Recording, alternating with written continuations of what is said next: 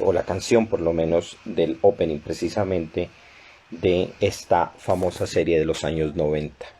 Este es el tema principal de la serie, que se llamaba Sankoru Natenshi no Tase, que se solía traducir como la tesis del ángel cruel, que era interpretado por Yoko Takahashi y con una letra escrita por Neko Oikawa. Espero pronunciarlos bien, no creo. Pero bueno, no es que haya cambiado de tema en Pablo y sus mundos, sino que decidí iniciar con la canción que era tan emblemática de esta serie. ¿Por qué me decidí a hacer precisamente un jueves temático, tratarlo sobre esta serie?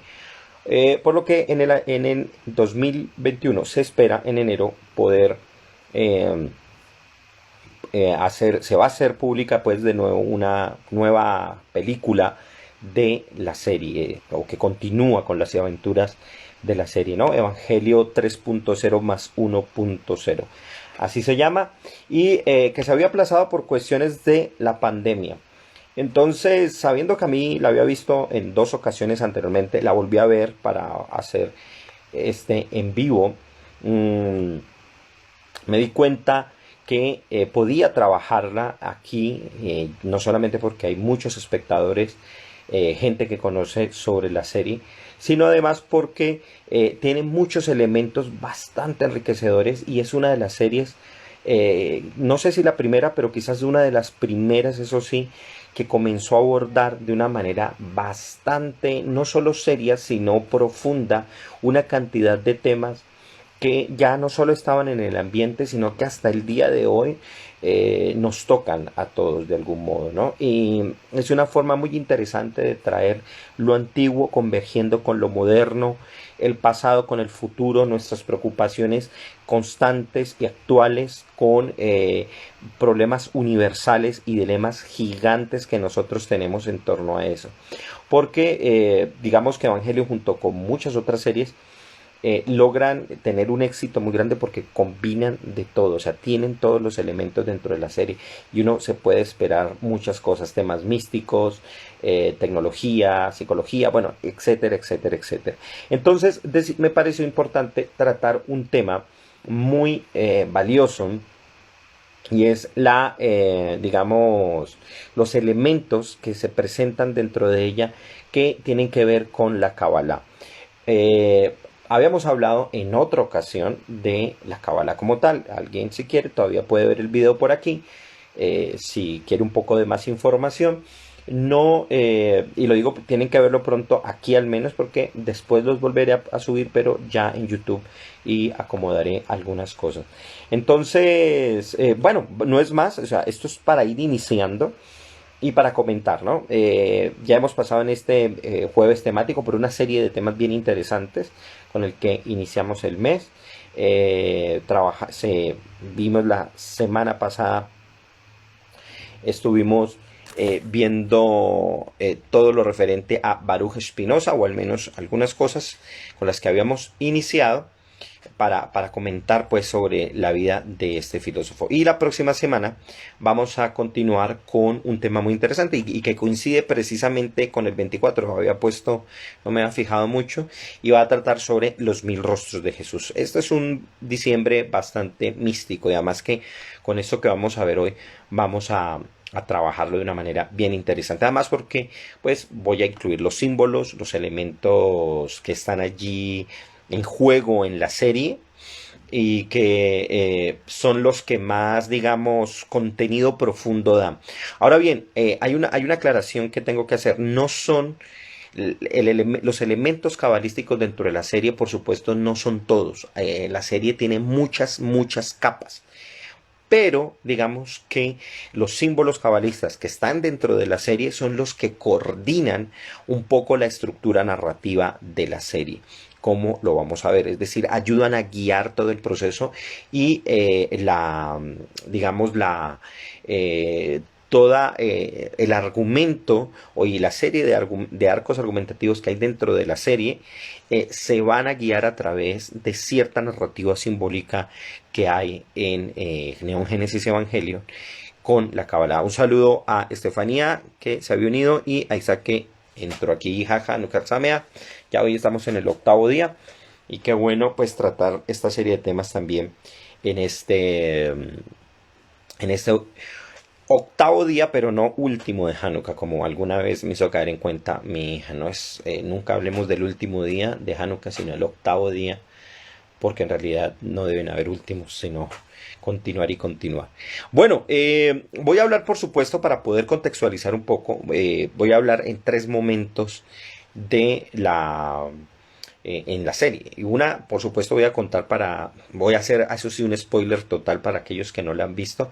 Y aún, aunque yo cuente, porque son tantos los motivos que hay, aunque yo cuente algunas cosas, no se perderán, o sea, por más que adelante, les recomiendo muchísimo ver la serie, incluso si la persona no es muy aficionada a el anime o al manga, porque es una serie que no, que a todas las personas a quien lo ve, a quienes la ven, no les va a dejar inquietas, no siempre las va a dejar inquietas, perdón, las va a cuestionar, además porque contiene muchos elementos científicos, tecnológicos, místicos, como ya lo mencioné, y estos intervienen en la vida de los personajes, pero tiene que decir, es una serie que tiene mucho que ver con nuestra personalidad, con nuestras intenciones personales, con el sentido de la individualidad, nuestra relación con la sociedad. Entonces voy a explicar un poco sobre la serie, obviamente, sobre el autor, la historia que hay en torno a los personajes y algunos detalles para poder entender qué hacen esos símbolos allí dentro de este universo narrativo, porque es muy complejo.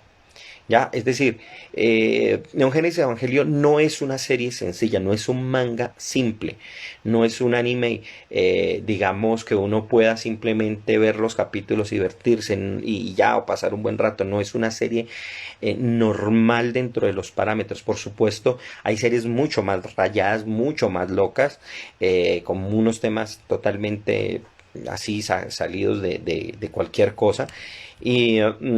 Pero es quizás una de las primeras que inauguró esta idea, además porque comenzó a trabajar y transformó un género dentro del anime que a mí personalmente me gusta muchísimo, que es el de los mechas.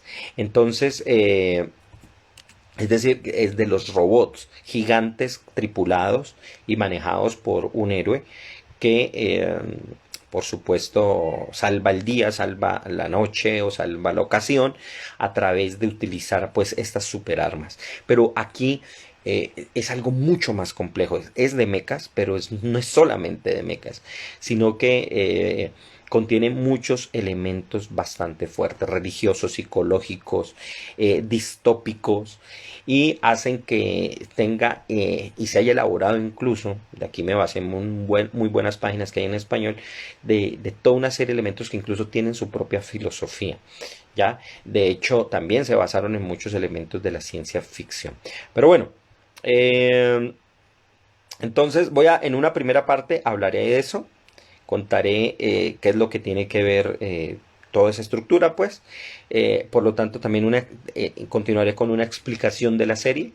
Y en el tercer momento ya daré cuenta de las claves cabalísticas, las cuales expondré en 2 partes. Uno, las conocidas, es decir, aquellas que son evidentes y que se manifiestan directamente en el trabajo que se exponen directamente, y la segunda parte son los aportes propios que yo encontré en la serie sin que yo me haya dado cuenta, al menos hasta donde revisé, que otros la hayan detectado. Ya no, tampoco hice una indagación muy grande, pero detecté unos casos y los comenzaré a explicar. Hola, mi Prieto Rojas se unió. Hola, ¿cómo estás? ¿Cómo va todo? Un gran saludo. Bueno, entonces, lo primero, vamos un poquito a contar sobre la serie para aquellos que no la conozcan, y aquellos que la conozcan, pues sabrán que esto es simplemente una introducción, porque pues no puedo dedicarme a todos los aspectos, ya que es bastante amplia, ¿no?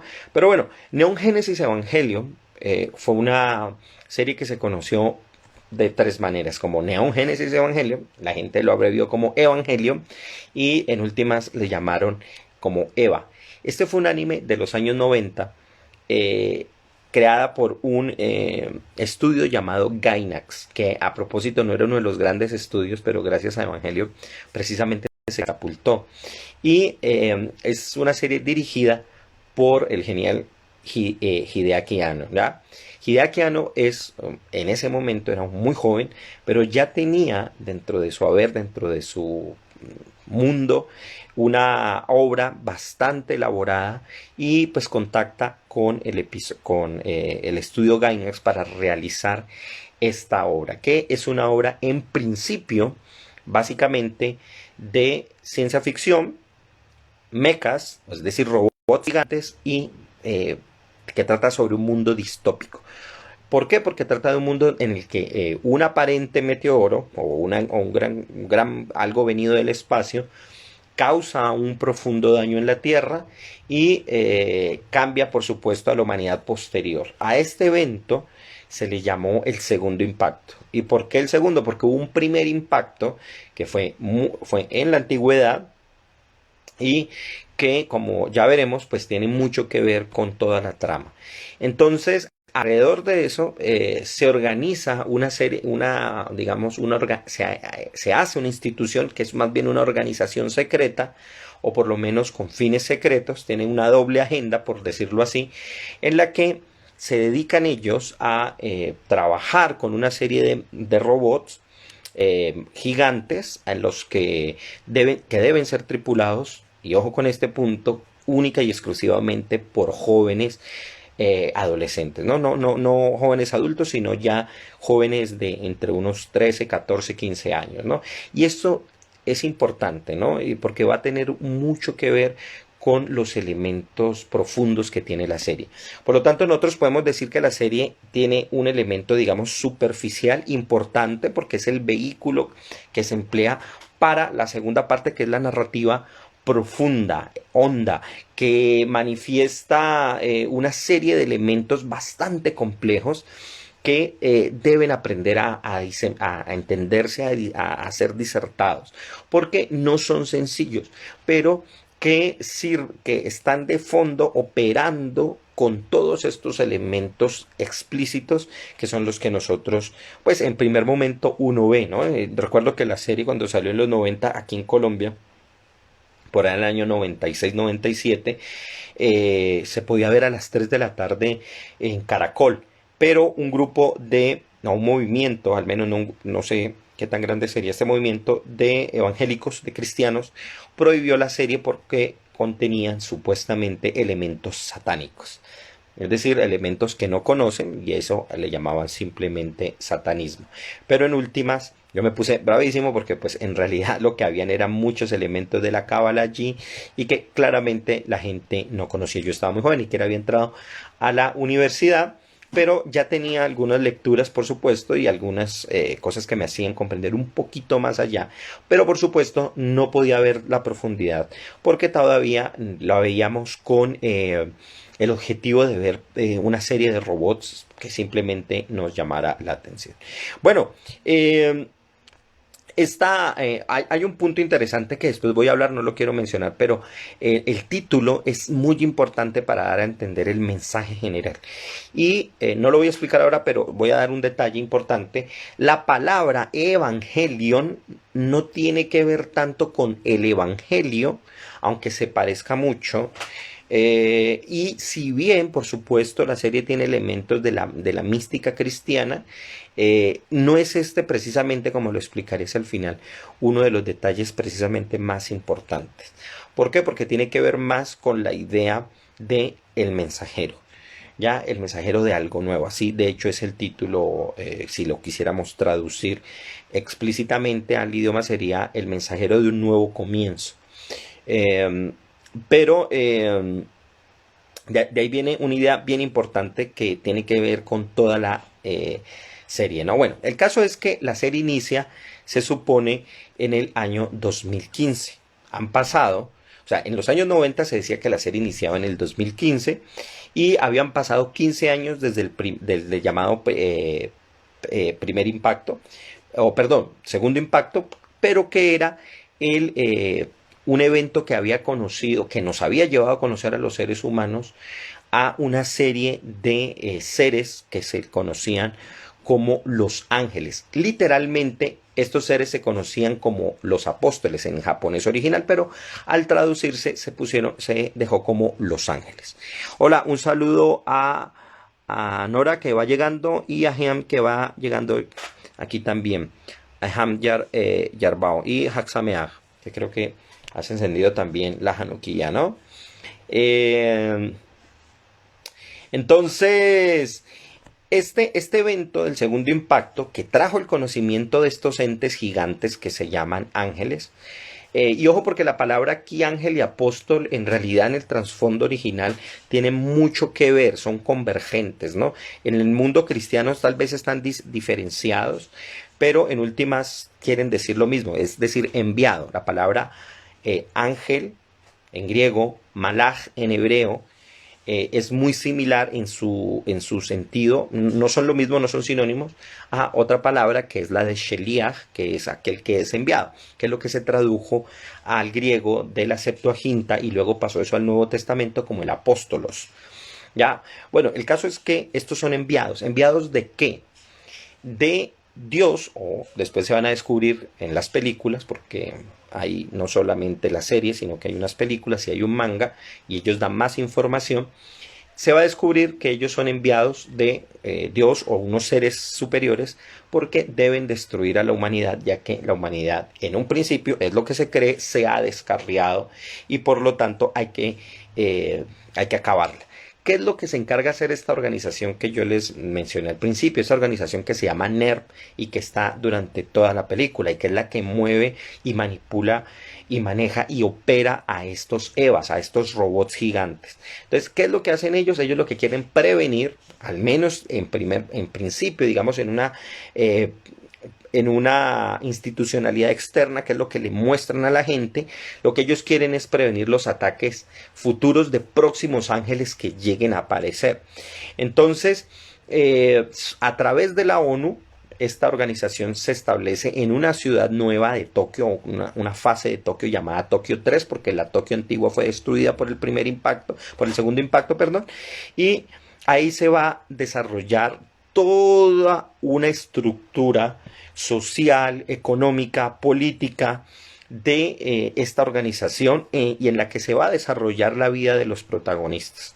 Entonces, cuando se va a hacer todo este trabajo, ya han escogido una serie, hay una serie de, digamos, de instrumentos, de condiciones, de técnicos, de operarios, de gente dedicada a la inteligencia, todo un entramado tecnosocial para poder generar y procesar esto. Pero lo interesante es que para poder manejar estos grandes robots, en realidad tienen que hacerlo a través de jóvenes, que esto es una de las cosas más paradójicas y que ya Hideaki Anno nos lo deja bastante, lo dice no explícitamente, lo hace como debe ser en el buen cine sin decirlo, sino presentándolo para que lo deduzca aquel que está viendo la obra.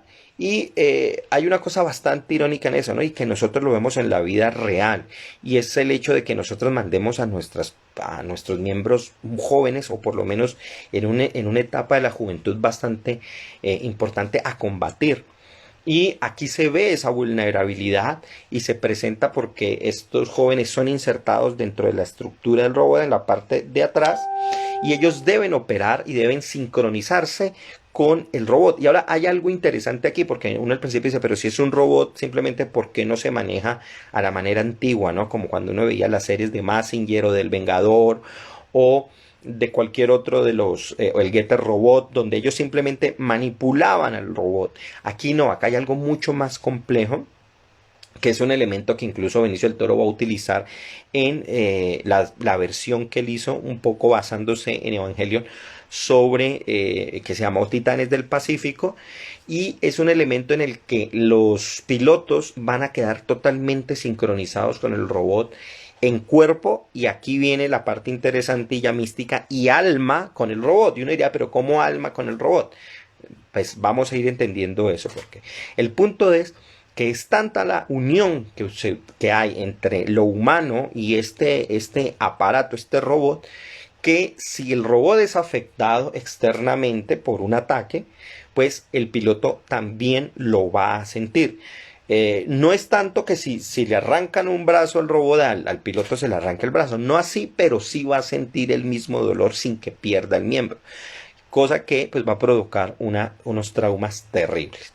Ahora bien, aquí hay un director que es el que va a manipular casi todo, o prácticamente todo, que se llama Gendo Ikari. Y Gendo Ikari ha dispuesto toda una sociedad, ha ayudado pues a la construcción de eso, por supuesto hay mucha gente, y él va a emplear a 2 pilotos en principio, que son los que van a trabajar para él. Uno de ellos es una piloto bastante enigmática que con el tiempo se va a descubrir quién es y todo lo que implica detrás de ella, y es una de las figuras no solo atractivas, sino además que generan un misterio en torno a ella, y se va a llamar Rei Ayanami. Y ella va a ser, digamos, uno de los primeros pilotos, pero luego va a llegar un segundo piloto que va a ser el protagonista de la serie, y se llama Shinji Ikari, que es hijo de Gendo Ikari, pero mantienen una relación totalmente mala con su padre, y él, el padre, tiene una relación con su hijo totalmente lejana, y mejor dicho, lo trata terrible. Es muy frío, y además el hijo lo recuerda como un padre que lo abandonó en la niñez y que además facilitó, según lo que él va a ir recordando, la muerte de su madre. Hombre, aquí estoy contando, estoy haciendo spoiler total, pero es para poder dar cuenta de eso. Ahora, lo interesante aquí es que ya Hideaki Anno nos plantea o se nos planta pues dentro de una estructura freudiana muy fuerte. Aquí hay bastante de psicoanálisis dentro de esta obra, y todo tiene que ver, y en general toda la obra, como el mismo Hideaki Anno lo decía, en relación a todas las transformaciones que él sufrió dentro de adolescente y el dolor que eso le implicaba, y él quiso manifestar eso cuando escribió la obra. Además, lo hizo supremamente bien, porque él fue acompañado de una serie de lecturas de películas, y él pues tenía esta posibilidad de generar un anime para expresar y vaciar todo ese dolor que él manifestaba, había llegado a sentir en la adolescencia, y que sentía que era una gran dificultad poder hacerlo. Entonces, esta agencia, por lo tanto, pues tenía que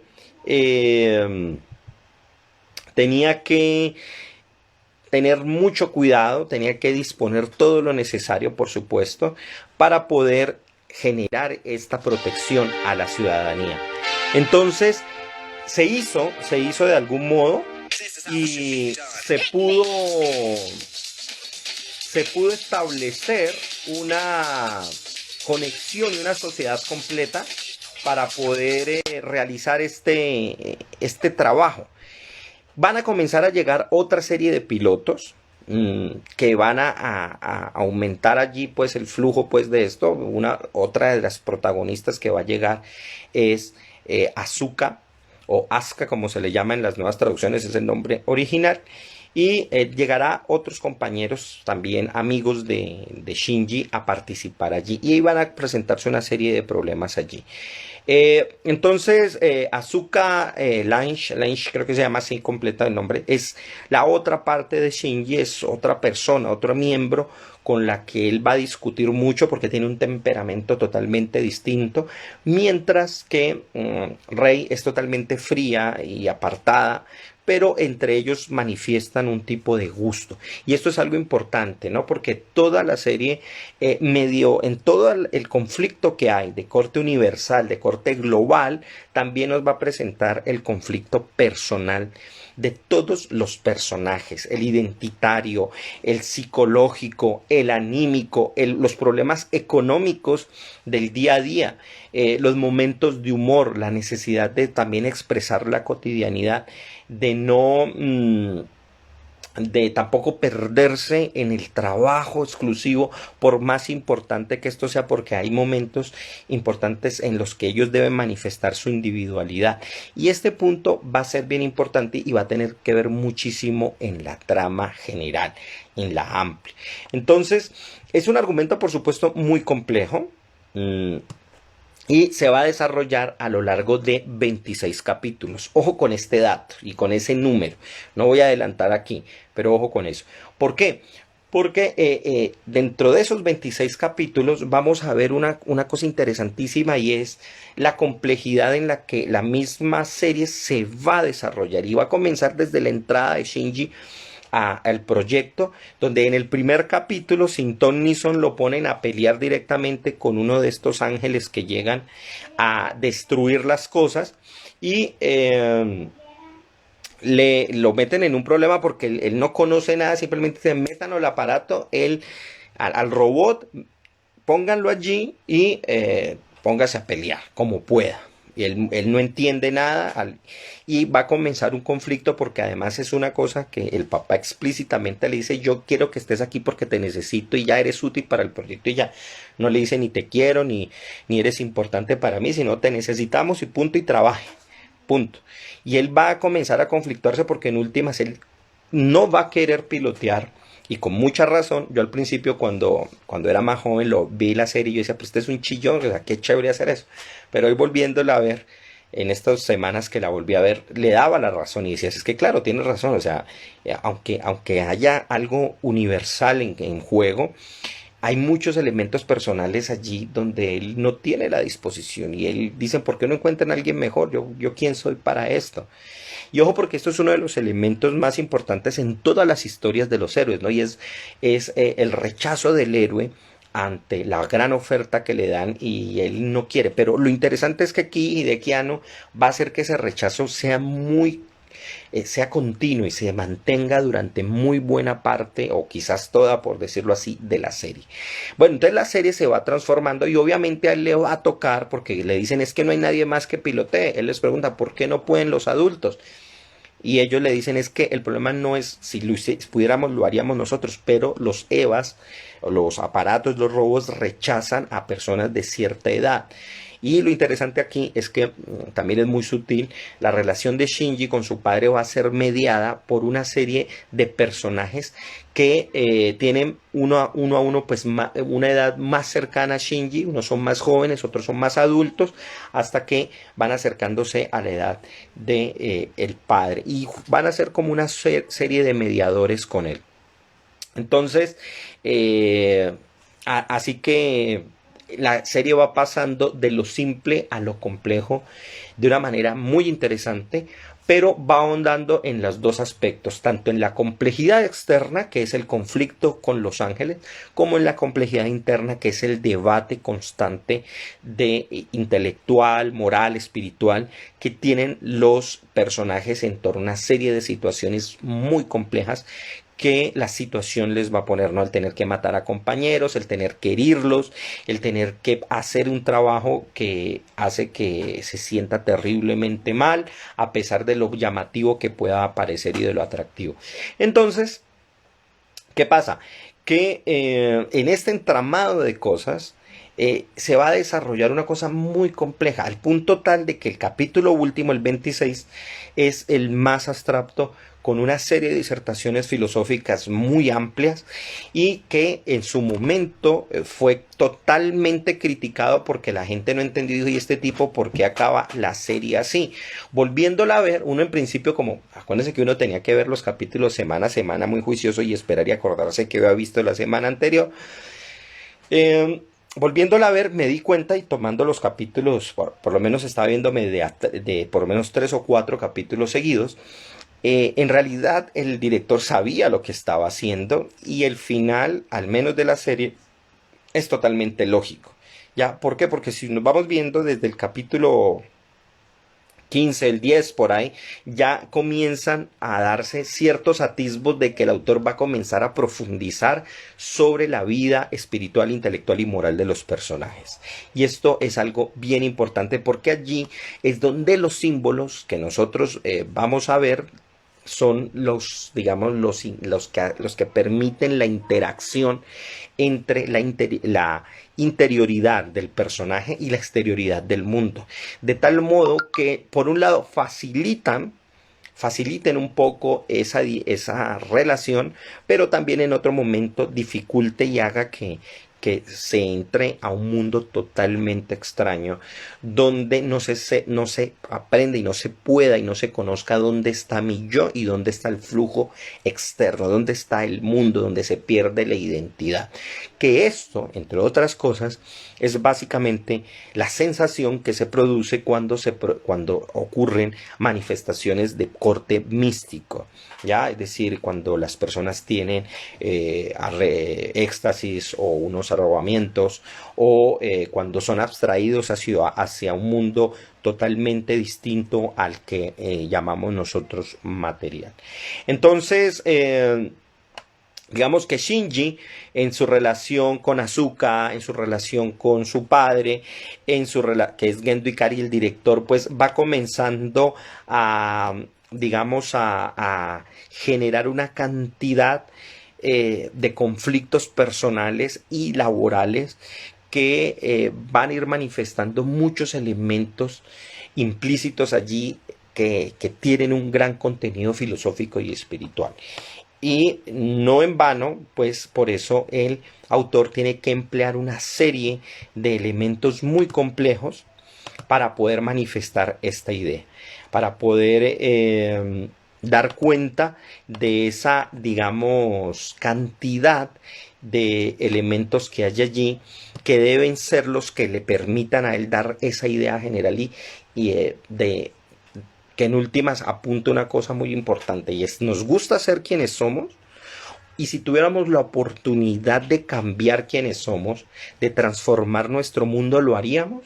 Y a pesar de que nos costara la propia vida intelectual y nuestra propia integridad, y tuviéramos que ser otra cosa, o quisiéramos por completo desintegrarnos en el universo, entregarnos a la totalidad y hacer desaparecer nuestra individualidad, ¿seríamos capaces de eso si nos lo permitieran?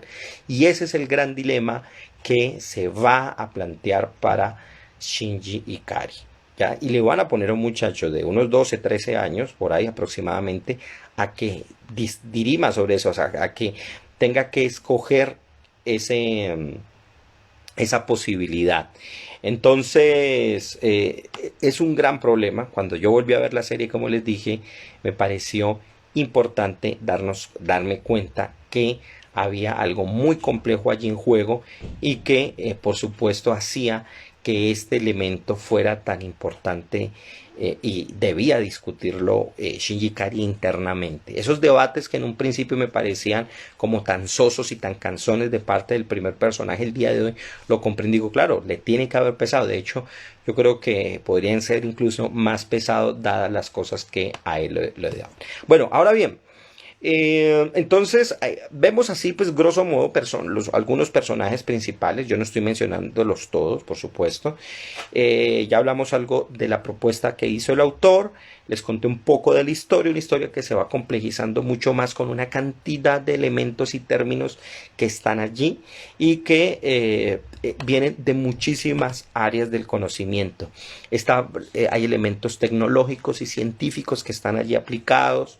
Unos son ficticios, propios de la serie, otros son reales, o por lo menos de nuestro mundo. Hay aspectos dentro de la biología, la física, la computación. Ya lo mencioné, el psicoanálisis. Está en juego, por supuesto, toda la filosofía, en especial Kierkegaard, también Schopenhauer. Está también muchos elementos de Jean-Paul Sartre que intervienen allí. Por supuesto, las dinámicas hegelianas están allí a la orden del día, y de tal manera que esto hace que el mundo de Evangelion sea supremamente complejo. Ahora, no es lo más complejo, hay series tal vez mucho más complejas, pero en un primer momento, como les digo, uno tiene que superar esa primera etapa superficial de la serie. Hay, por supuesto, elementos muy fuertes de la religión en toda la serie desde el principio al fin, que por supuesto conviven con todos los anteriores, y se le suman a esos los de la ciencia ficción, en especial Arthur C. Clarke, en caso de la ciencia ficción, unos autores ahí pues implícitos, Philip K. Dick, que es uno de los autores de la ciencia ficción más rayada y más loca que uno puede encontrar, pero sobre todo, y este es el máximo aquí en este caso, el señor Corwiner Smith, que fue un autor inglés interesantísimo, que fue el que le dio precisamente el empleo del término de instrumentalización a Hideaki Anno, que es un término que va a estar allí implícito, y es el trabajar e instrumentalizar al ser humano para que logre un estado mucho más allá de su propia humanidad, y que es el proyecto que está buscando el padre de Shinji, de Shinji, para poder digamos lograr un objetivo, y es que él quiere que la humanidad pase mucho más allá de sus propias limitaciones, que vienen del ego, que vienen de sus propios defectos corporales. Pero hay un motivo bien interesante detrás de eso, y es que él quiere hacerlo porque en últimas tiene mucha rabia y mucho odio con el mundo, porque él ha perdido a su esposa, la mamá del protagonista. Y aquí viene una cosa así impactante, y que uno en la serie lo queda, es loquísima, es una cosa totalmente desquiciada, y es que una de las pilotos es básicamente el clon de la mamá. O sea, de la mamá, no de él, sino de Shinji, ¿ya? Entonces, hace que esta personaje, Rei Ayanami, sea pues tan interesante y genere esa extraña atracción hacia el personaje de Shinji Ikari, ¿no? Que no sabe qué es lo que siente con respecto a ella, pero pues la serie lo irá revelando. Ahora bien, dicho esto, paso a el elemento que ya vengo a presentar aquí, y es la serie de símbolos que están explícitos en la serie, y las series que yo encuentro o que están implícitos y que yo pude encontrar allí al evidenciarlo. Para esto revisar y examinar todos los revisé los capítulos, pero voy a revisar a través de imágenes, y voy a presentárselas. No obstante, voy a hacer una aclaración que debe ser hecha a fin de comprender un poquitico esto más de una manera mucho más profunda. Lo importante aquí es entender algo, y es que la cábala, como ya lo dije, no es el único elemento, pero es el que ayuda a vehicular todos, tanto en el aspecto simbólico como en el aspecto narrativo. Es decir, toda la obra en el fondo es una obra de Kabbalah. No por el hecho de que sea la única cosa, sino por el hecho de que la Kabbalah misma no intenta suplantar todas las formas de conocimiento, sino que las ayuda a organizar en una estructura macrouniversal, de tal modo que cada una cumpla su función en el proceso que está realizando, ¿ya? Es decir, cada cosa que nosotros hacemos en cualquiera de los ambientes, sea el científico, el psicoanalítico, el filosófico, tienen una función dentro del flujo de fuerzas que son las que manifiestan y las que posibilitan la realidad. Entonces, lo que hace la cábala no es suplantar a estas cosas, no es que la cábala suplanta al psicoanálisis o a las religiones o a la filosofía o a la ciencia, o que las desplace, no. Al contrario, lo que hace es reconocer en cada uno de estos aspectos una forma o una expresión muy particular de la energía que ha sido empleada por los seres humanos de una manera, sea con el pensamiento, sea con la acción, sea a través de las palabras, para poder manejarlo y empeorarlo. Lo que hace la cábala es decir y hacerle reconocer al intelectual, al científico, al religioso, cuál es el papel que cumple y en qué posición del estado de la energía del universo, de la energía divina, que es lo mismo, está su pensamiento, está su religión, está su planteamiento filosófico, ¿ya?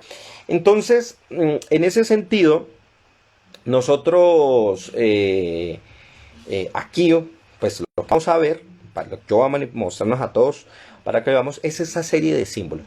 No olviden, y lo pueden volver y corroborar en el video que ya dejé sobre la Kabbalah, que la Kabbalah, grosso modo, voy a explicarlo aquí, es la manifestación, digamos, interna, profunda de la Torá, que es la enseñanza que el judaísmo recoge en dos fases, una escrita y una oral.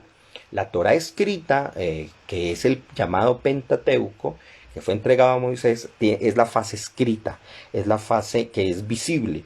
Pero hay una forma profunda de ella que se conoce como Torá oral, y esa Torá oral tiene un contenido pues mucho más desarrollado.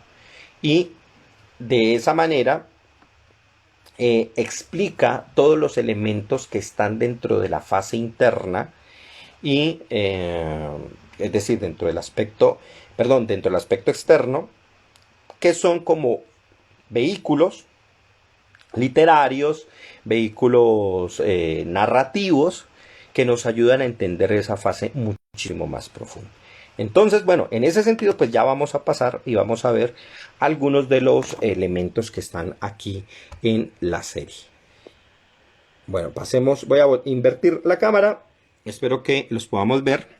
Aquí tengo el nombre tanto en japonés, su traducción en su transliteración al español, su equivalente en digamos, como se debería leer en español, y por supuesto el nombre en hebreo. Como les dije, la traducción sería el mensajero de un nuevo comienzo, y ya explicaré algunos de esos elementos. Bueno, vamos a ver uno de los primeros símbolos que están implícitos en la serie y que aparecen en la misma introducción.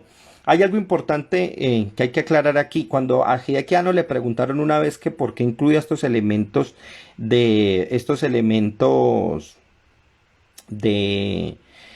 simbólicos de la Cábala, que por qué lo hacía, y él dijo una respuesta, yo creo que por salirse y por facilitar la cosa, como para no dejar, él dijo, no, pero es que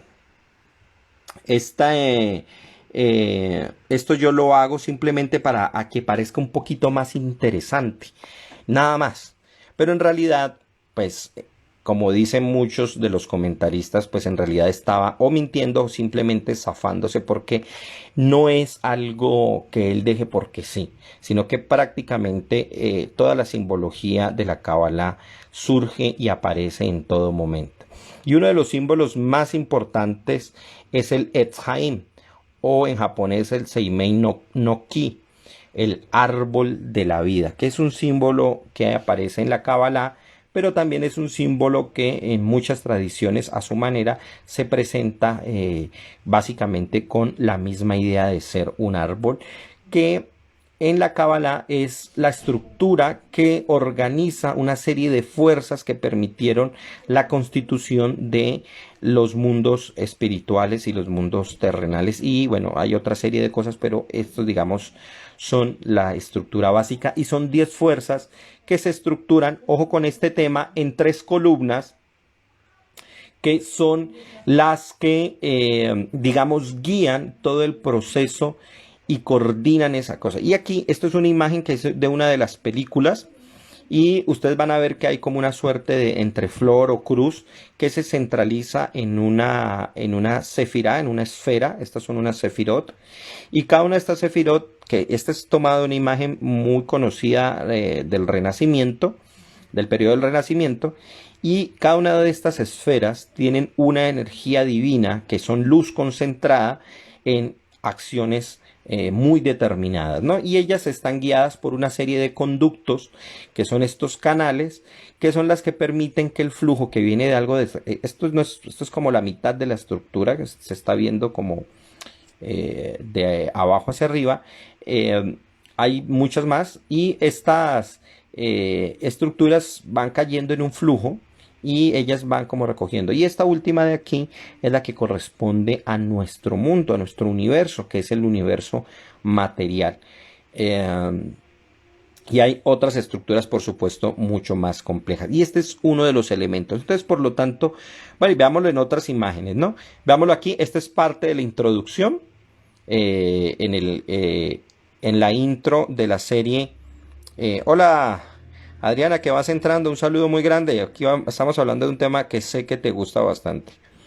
Entonces, aquí hay otro de los elementos simbólicos que están allí de la cábala. Vemos la otra parte, digamos que si en esta anterior es la mitad inferior, en esta parte de la introducción aparece la mitad superior del esquema del árbol de la vida, donde están todas las sefirot, las esferas, que en este caso no son las esferas del dragón, sino las de la divinidad, que envía el flujo divino hacia la existencia, y van desde las formas más abstractas hasta el mundo más concreto que está en la parte de abajo. Esta es como la estructura. La primera de estas sefirot se llama Keter, que está en la parte superior y en una columna central. La siguiente es Jokma, que es la primera de las sefirot que ya se desplazan de esta, que es totalmente abstracta. Hay algo por encima de esta sefirot, sí, está el mundo infinito, por encima de esto habría la infinitud, pero esto no tiene forma de ser graficado ni grabado, es simplemente la absoluta indeterminación. Y después vendría Jokma, que es la sabiduría. Esta es la primera sefirá, es una sefirá que se le llama masculina, no por el hecho de que sea hombre, atención, sino que se le llama masculina porque es otorgante y lo único que recibe es con respecto a Keter, a la corona, que es lo que rodea todo. Jokma recibe de ella, pero únicamente le otorga a esta tercera sefirá, que se llama Binah, o el entendimiento, y esta es la primera sefirá femenina, y ella va a controlar el lado izquierdo, así como Jokma controla el lado derecho y Keter controla el centro de la estructura. Binah va a controlar la estructura del lado izquierdo. Luego ella se va a desplazar y aquí faltaría un gráfico que va hasta acá, porque ella genera esta, que es la sefirá de Gesed. Gesed significa la bondad, el amor la devoción. Y esta Gesed, que va sobre el lado derecho, va a dar origen a la siguiente sefirá, que se llama Gebura, o el rigor o la restricción. Y ella, a su vez, estas dos en conjunto, esta unión, y ellas también en unión, todo su flujo energético lo van a enviar a otra esfera llamada Tiferet, o la hermosura, o la belleza, o el esplendor, que es la que centraliza. Ojo, porque esta Tiferet es la que aparece en este gráfico centralizado, y aquí es donde estas alas, o estas hojas, o esta cruz que aparece aquí en la película una de las películas de Neon Genesis Evangelion, se centraliza. Y esto no es adrede. ¿Por qué? Porque la sefirá de Tiferet, que es la central, es la sefirá donde la divinidad misma se expresa en conjunción con aquello que ha ascendido, es decir, aquello que ha subido se encuentra con lo divino en este punto, y logran centralizarse de tal modo que no es que lo divino simplemente venga hasta abajo y subyugue y aplaste lo de abajo, ni que lo de arriba suba hasta acá y sea difuminado, diluido en lo divino, sino que hay un punto de acuerdo entre lo superior y lo inferior, y es este punto central que se llama Tiferet, y por eso se llama Tiferet, la belleza, el esplendor, porque es donde los dos mundos, lo espiritual y lo material, entran en un total acuerdo y comienzan a presentar su danza, comienzan a presentar su relación, comienzan a manifestar toda la belleza de la vida que se manifiesta en todo lo que existe.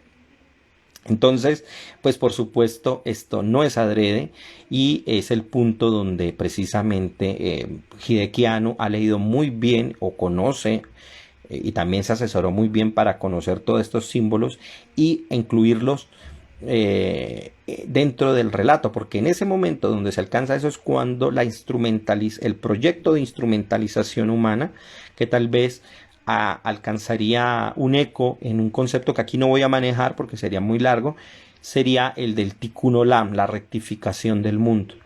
Y es cuando se logra ese proyecto de unificar lo divino con lo humano.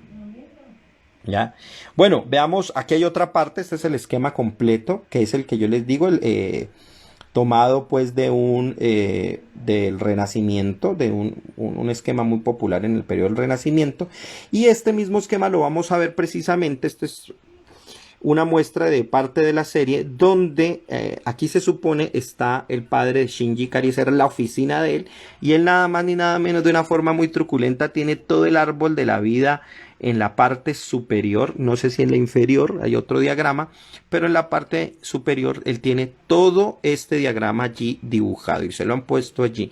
Y ojo con esta oficina porque ahora voy a contar otro aspecto interesante al respecto, sobre todo porque a lo largo de la serie vamos a ir viendo cómo esto se va a manifestar de otra manera totalmente diferente. Es decir, la relación entre el escritorio y el reflejo que hay ahí en el suelo se va a transformar. Bueno, hay otra parte, hay otra forma de manifestar, de presentar el árbol de la vida en otra parte de la serie, y es que en una de las películas, cuando se da inicio al proyecto de complementación humana, ocurre el fenómeno llamado el tercer impacto, y allí uno de los mechas, uno de los robots, que es el Evangelio Unidad 1, es capturado por unos EVAs que se han hecho en masa, que se han hecho, digamos, industrialmente, y este EVA es crucificado, es puesto en una gran cruz, y ese árbol forma el árbol de la vida invertido alrededor del mismo. Es decir, las raíces están arriba y sus ramas están abajo. Ojo, porque esto es uno de los símbolos más importantes en la Cábala. Y atención, porque uno podría ver que la crucifixión es un elemento cristiano que tiene resonancia en el cristianismo, pero la cruz como señal, como marca, no es exclusivamente, por supuesto, del cristianismo, sino que en la misma Cábala indica una relación entre las formas superiores e inferiores en relación con unos aspectos laterales que hay en el árbol de la vida. Entonces, ¿qué es lo que pasa? Que en ese momento en la película, el Eva es puesto allí y él comienza a pasar por un proceso donde incluso cuando alguien ve uno de los personajes llamado Koto Fuyutsuki, que es el vicerregente pues de esta organización ahí en NER, él comenta y dice: el EVA 01 regresó al árbol de la vida. Y ojo, porque esta metáfora del árbol de la vida, que va a ser concretizada en la obra de Hideaki Anno, tiene un aspecto importante para digamos, dar dentro de la propia historia una forma bien interesante pues de lo que él nos quiere expresar con esto. Entonces es otro de los símbolos. ¿Qué es lo que en la Cábala significa esto de que las raíces están arriba y las ramas están abajo? Es porque, de acuerdo a la Cábala, el mundo está invertido en relación a lo espiritual. Entonces nuestro mundo es esto, ¿ya? Pero nosotros lo vemos como si estuviera abajo, ¿ya? Nosotros lo vemos como si estuviera abajo, mientras que lo espiritual lo vemos como si estuviera arriba, pero en realidad lo espiritual es lo que sustenta el universo y por lo tanto son las raíces del árbol que se va desarrollando y por lo tanto nosotros somos las ramas que estamos en la parte superior. De acuerdo a la visión de lo espiritual, nosotros estamos en el mundo superior y ellos estarían en el mundo subyacente, inferior no en el sentido de malo o negativo, sino que está por debajo y que sustenta a. Entonces, porque en últimas estos son los sucesos, la actualidad, las cosas que se están todo el tiempo renovando, unas mueren, otras nacen y surgen de allí. Bueno, entonces aquí lo vemos en otra parte, el árbol de la vida también y una Raya Yanami saliendo de una de las Sefirot. Entonces vemos que esto es un símbolo, por supuesto, constante. Aquí está el nombre de las Sefirot completas, como ya se los había presentado. Ahí el que quiera puede tomarla, ver el pantallazo si quiere, y con sus nombres y cada una de sus atribuciones y traducciones que están allí. Pero bueno, veamos otra parte. Veamos el caso de los Shito o los ángeles, los malajim en hebreo.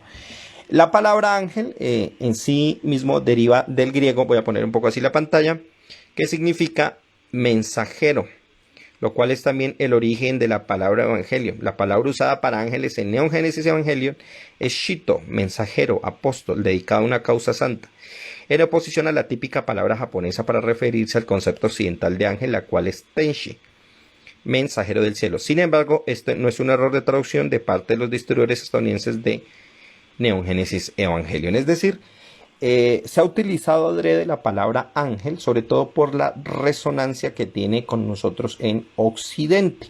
Pero hay que hacer una aclaración porque aquí la palabra malajim tiene más resonancia con el griego, más resonancia con el japonés shito que con el propio griego ángelos, aunque se parecen un poco, por supuesto.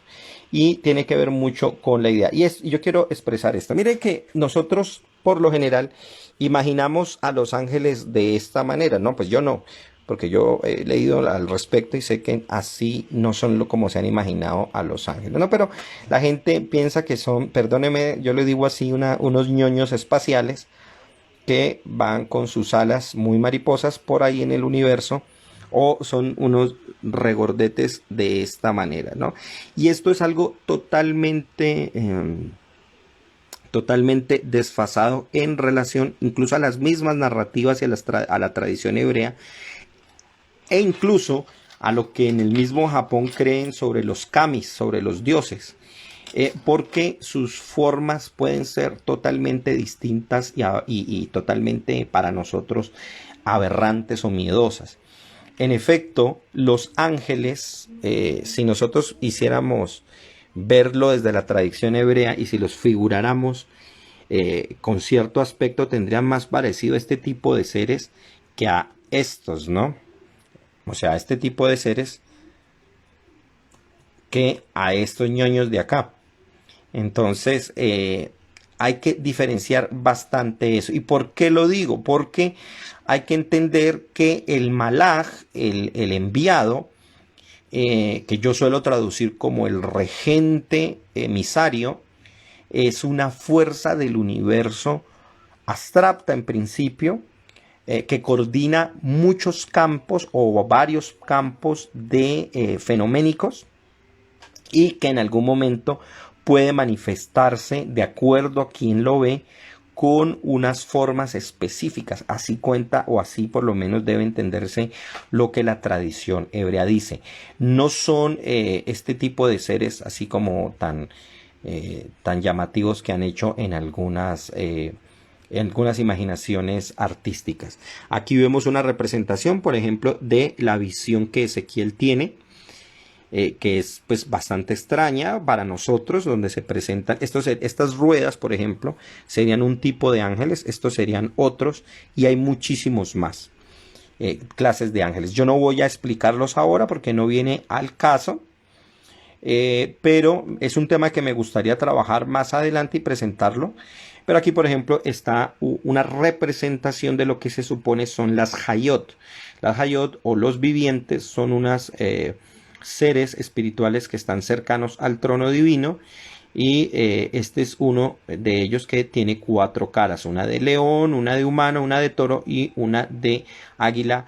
Y aquí hay un error en el dibujo, porque de acuerdo a la traducción original no debería tener estos pies, sino un pie unido, un solo pie, lo cual lo haría más extraño. Y esta otra que me gustó mucho más, y que para algunos puede ser mucho más tenebrosa, pero se acoge mucho más a la idea de lo que es o representa un malaj dentro de lo que podríamos llegar a imaginar, de acuerdo a las descripciones de las escrituras, ¿ya?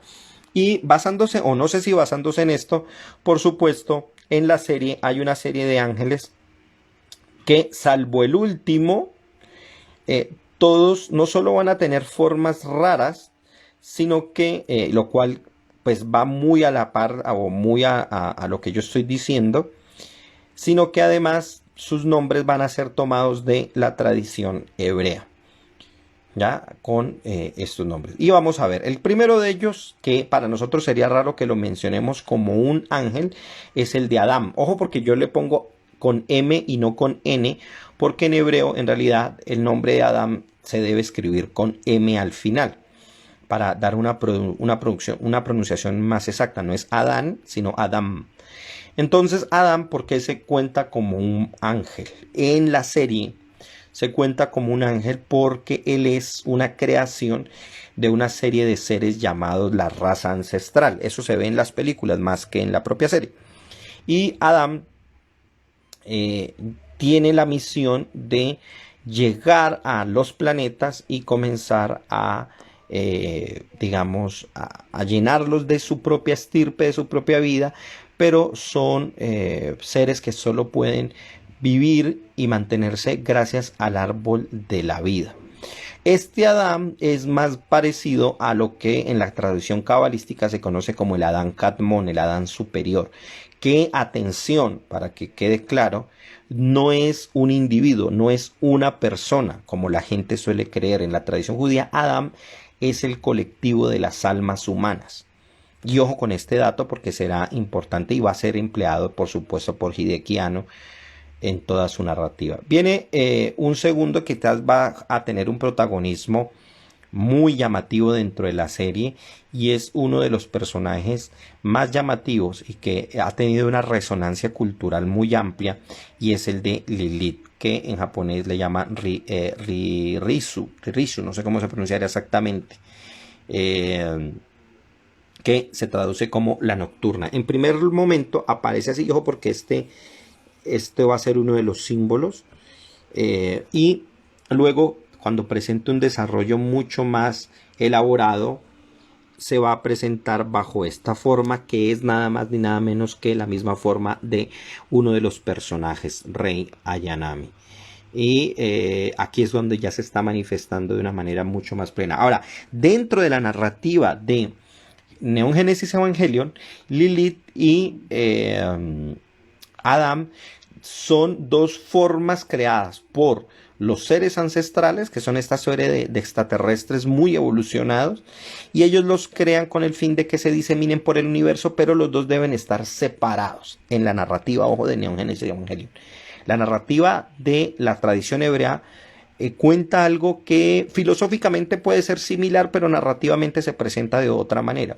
El caso es que Adán debe llenar unos mundos y Lilith debe estar en otros mundos, pero ellos deben vivir por separados. Y resulta que en todos los mundos se habían dado los casos donde él llegaba a sus mundos y hacía que los ángeles que derivaran de él se manifestaran. Y por su parte, Lilith tenía sus mundos y hacía que sus descendientes se manifestaran dentro de esos mundos. Pero en la Tierra, cosa que siempre pasa en todo, la Tierra siempre tiene que ser el planeta más particular en todos los casos.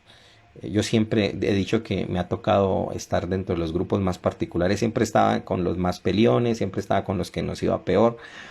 En general, pues hablo. Y bueno, en la Tierra también no es la excepción. Entonces, y eso pasa en todas las series. ¿Por qué será? Pues por supuesto, por nuestro antropocentrismo. El punto es que Lilith en la serie tiene que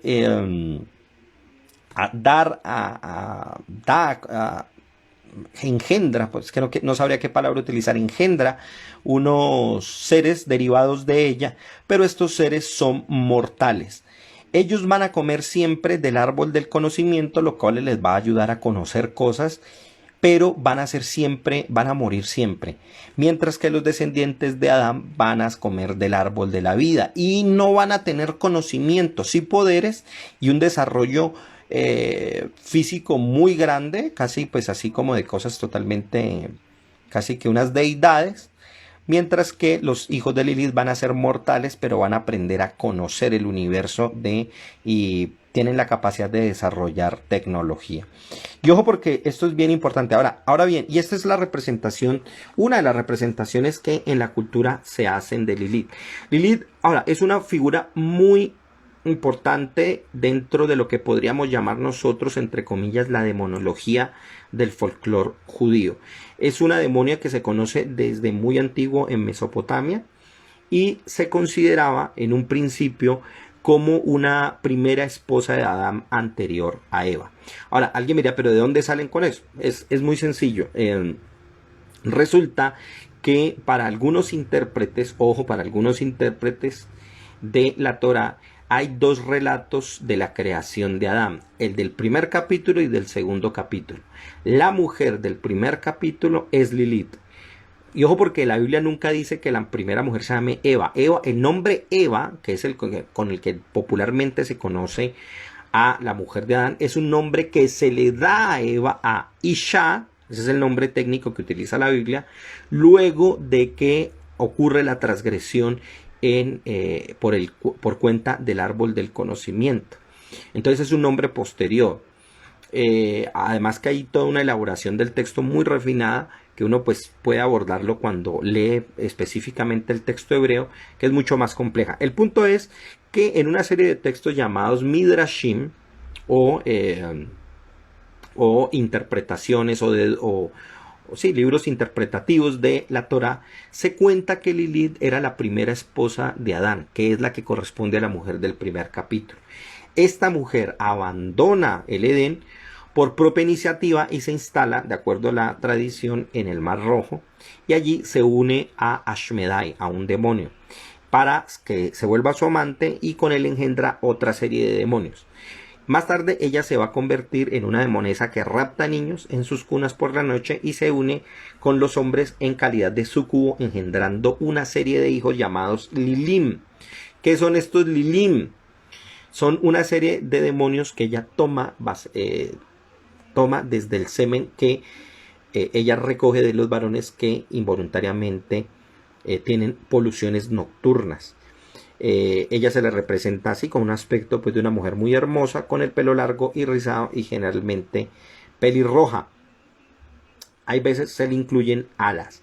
Este es uno de los personajes quizás más llamativos, incluso que han tenido un eco en la cultura popular, especialmente en las últimas décadas, porque ha sido utilizado como un símbolo de cierto feminismo que la emplea como un baluarte para revelarse o para manifestar la idea de una mujer que se revela, porque de hecho en las mismas narrativas cuentan que Lilith se rebeló contra Dios y contra Adán por el hecho de no querer estar abajo en la relación sexual. Ahora, cuando uno lo lee así, pues la historia es muy plana y uno diría, pero bueno, ¿eso qué tiene que ver o por qué se pelean por eso? En realidad hay un contenido místico mucho más profundo que no tiene nada que ver con el hecho de si se hace abajo o arriba en la relación sexual. Bueno, entonces, ojo, porque eso es lo que cuenta la tradición con respecto. Por supuesto, en Neon Génesis Evangelio va a cambiar por completo. Bueno, vámonos por acá. Se me pasaron un poquito los ángeles. ¿Dónde estoy? Listo. Vamos a ver algunos de los ángeles. Hay un ángel, no lo voy a nombrar aquí porque sería muy largo. Dos previos. Uno que se llama Shamshiel. No, sí, vamos a verlos todos, qué pena. Porque este es el tercero. Lilith sería el segundo ángel que cuenta allí. El siguiente es Hashiel. Y así lo hacen en la serie. Sakieru. Se llama en japonés y significa literalmente cobertura de Dios o precio de Dios. Y también recibe en la tradición, o por lo menos en la serie, el nombre del ángel del agua. Después vendría Shamusheru, que en la tradición o recoge el nombre de Shamshel, que significa conquistador solitario de Dios, y también se le llama el ángel del mediodía. Este me gusta mucho porque parece un Pokémon gigante. Luego estaría Ramiel o Ramieru, que significa trueno de Dios, y porque él atacaba con una serie de rayos. Tiene otro nombre en la tradición hebrea que se le llama como Urel o el amo de los truenos, y es el ángel que presidía en la visión auténtica. Y ojo, porque hay visiones falsas y visiones verdaderas. Y hay ángeles que presiden, porque un ángel es el que preside sobre cada cosa en el universo, sobre cada acción y sobre cada evento. Él en la tradición hebrea se dice que tenía la autoridad sobre las almas que serán resucitadas en el día del juicio final. En la serie lo presentan de esta manera. ¿Ya? Obviamente, como les digo, pues una cosa es la tradición, otra es la serie. Viene este que se llama Gadiel, así lo presentan, y es un ángel que en la serie ataca desde el agua y significa literalmente bestia rugiente de Dios. Tiene aquí una apariencia como de un leviatán y por eso se le llama el ángel de los peces. En la tradición hebrea es el guardián del sexto cielo. Vámonos con Israfel o Isuraferu, que significa el que ejecuta sin entender. Este aparece sobre todo es en la mitología arábiga y es el ángel de la resurrección. Él es el que se supone va a tocar la sexta trompeta el día del juicio final.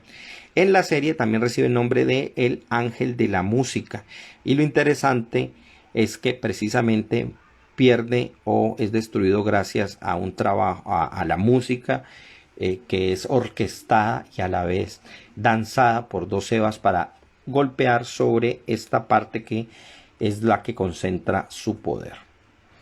Viene uno de los ángeles más llamativos, y aquí lo vemos como un embrión, y recibe el nombre de Sandalfón. Es un nombre que en la tradición hebrea es el ángel que preside sobre la materia. El nombre significa el enemigo escondido en la casa de cuevas. Y aquí hay algo interesante porque prácticamente por eso uno sabe que Hideaki Anno y todos los realizadores no hicieron esto adrede, sino que emplearon muy bien los símbolos y aprovecharon la narrativa porque este ángel lo encuentran dentro de un volcán. En la tradición se le conoce como el ángel alto, por ser uno de los más altos ángeles del cielo con los cuales Moisés se encuentra en su camino. También es conocido como el ángel de las lágrimas. Recibe el nombre de ángel de los embriones, y miren cómo precisamente aquí lo presentan como un embrión. De acuerdo con la tradición islámica, él habita en el cuarto cielo, llevando a cabo una batalla incesante contra Samael, que es el ángel del mal, y entre otras es el consorte o la contraparte de Lilith en la tradición hebrea. Se dice también que es el ángel de la izquierda en el arca de la alianza, porque el arca de la alianza, que era esto que estaba dentro del lugar santísimo, tenía dos ángeles representados allí. Viene el siguiente ángel, que es Matariel, o en japonés Matarieru, que significa en hebreo premonición de Dios, y se le conoce como el ángel de la lluvia. Aquí es representado como una gran araña. Luego vendría el ángel Saakiel, Saakeiro, que significa el ingenio de Dios. También recibe el ángel del vacío. Se le conoce por ser el ángel del cielo y pertenece al segundo anillo del cielo. Hay varios cielos, y en el segundo anillo pues él es él pertenece allí dentro de esos. Y es mencionado como uno de los 7 grandes arcángeles en el tercer libro de Enoc, que es un libro muy popular dentro de la angelología. Y dirige las acciones del paraíso y juzga las acciones de otros ángeles, de acuerdo a este libro. Allí él es atendido por 496.000 miríadas de ángeles que lo atienden. Es decir, él es el rey de 496.000 miríadas. Cada miriada es un 1000, o sea que imagínense cuántos miles hay allí contenidos. Luego vendría Ireul en la serie, y es un ángel bien interesante porque es un agente corrosivo, parecen como nanobots. El nombre Ireul significa el vigilante de la ciudad. De hecho, la palabra, pues porque la palabra Ir en hebreo significa ciudad. Él reside en el quinto cielo de acuerdo a la tradición judía y su función es vigilar los terremotos y los desastres naturales que amenazan a los hombres. Algunos también lo conocen como, o lo traducen como miedo de Dios, el miedo que Dios provoca. También recibe el nombre de ángel del terror. Y él era el que en la serie se presenta como un ser que va descomponiendo la máquina, la computadora, llamada Maggie. Después viene Leliel o Rerieru, que significa mandíbulas de Dios, en alusión a la capacidad de consumir cualquier cosa, porque no olvidemos que los ángeles, al ser, digamos, manifestaciones de fuerzas físicas, son en últimas extensiones de lo divino, ¿no? Y por supuesto Dios se presenta como el consumidor de todas las cosas, aquel que acaba con todo, porque en últimas eso hace el tiempo, eso hace la existencia y eso se hace en la eternidad. Las cosas al cabo del tiempo todas se acaban y terminan. También recibe el nombre de ángel de la noche. Y ojo, porque esto es un punto importante, ¿no? Hay veces las personas en la tradición normal que suelen pensar que Dios o los ángeles tienen que ser buenos y correspondiendo con lo bueno con el hecho de que les vaya bien en algo. No, eso no tiene nada que ver, eso está más allá de eso y lo divino no corresponde a eso. De hecho, en la tradición judía, en el cielo se habla de que hay ángeles que les encanta molestar a los seres humanos y confundirlos cuando estos hacen sus pasos místicos por el cielo. Viene otro que se llama Bardiel, en japonés Barudieru, que significa hijo humillado de Dios. Y se le llama así porque es un ángel al que se le fuerza a vivir siempre en el cuerpo de otro. Es decir, se tiene que servir de otro ser para poder manifestarse. En la serie es conocido también como ángel de la niebla. Y es importante que este nombre se le haya dado, o es llamativo, porque en efecto a este ángel él no tiene un cuerpo en sí, sino que tiene que operar a través de otro de los Evas que se iban a utilizar, un cuarto Evangelion, un cuarto robot que sería este, y él posee este robot y comienza a afectar pues al piloto y a todo el capítulo, ¿no? Pues comienza una serie de dilemas porque el principal, Shinji, tiene que atacar a este robot donde está su compañero. Viene después Zeruel, que significa brazo de Dios, o el poder acosador de Dios, el poder de Dios que está todo el tiempo exigiendo algo. Y aquí se lo presenta como con unos brazos también extensibles como de papel. Y esto es interesante, esa forma en que lo hacen, porque en japonés la palabra Dios, papel y pelo pueden leerse igual, como kami o gami, lo cual podía pues explicar precisamente por qué hacen los brazos de esta manera, como unos papeles. Después vendría Arael, ya casi van a acabar los ángeles, que significa luz de Dios o visión de Dios, en referencia al cuerpo de luz o bien a su forma de ataque mental.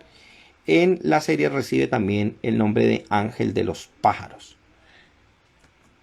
Luego vendría Ar-Misael, que es un anillo así bastante extraño, que significa montaña del juramento de Dios, y se le conoce también como el ángel de la matriz, puesto que la matriz es el órgano que desarrolla a los seres vivos en el vientre de la madre.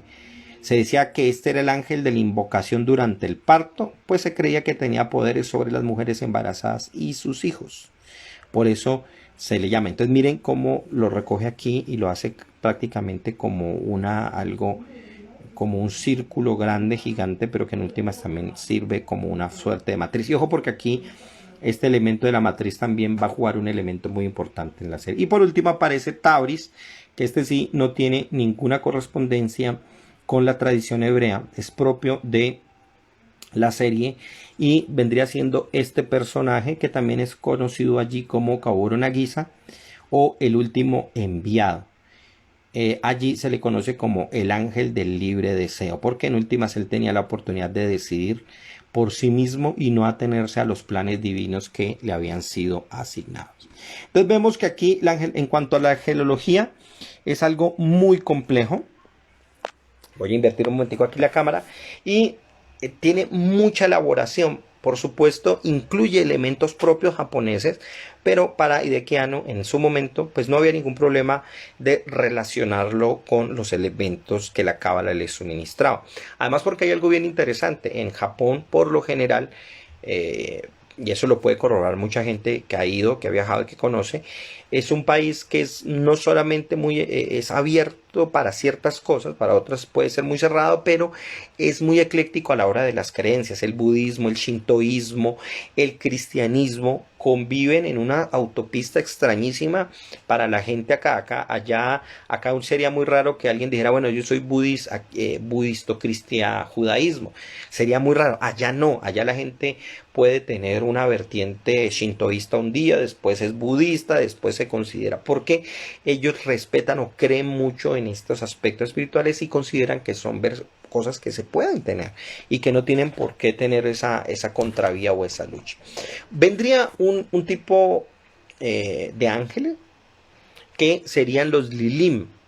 Y ojo porque los lilim aquí, una cosa por supuesto es la tradición y otra es la serie. En la serie, los lilim son básicamente los seres humanos, ¿ya? Que son descendientes de Lilith y que mueren, pero pueden adquirir conocimiento, como yo lo había dicho.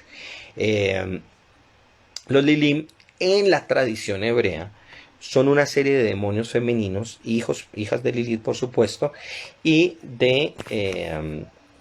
que engendra, creo que es con Asmedai, y se describen como unos seres cubiertos totalmente de pelo, que iban matando a los niños menores de 8 días cuando no se les había hecho la circuncisión en el Brit Milá. Entonces, estos eran unos seres terribles que eran pintados como vampiros y aterraban especialmente en las noches tanto a hombres como a niños y a las mujeres en el periodo del parto, en el momento del parto.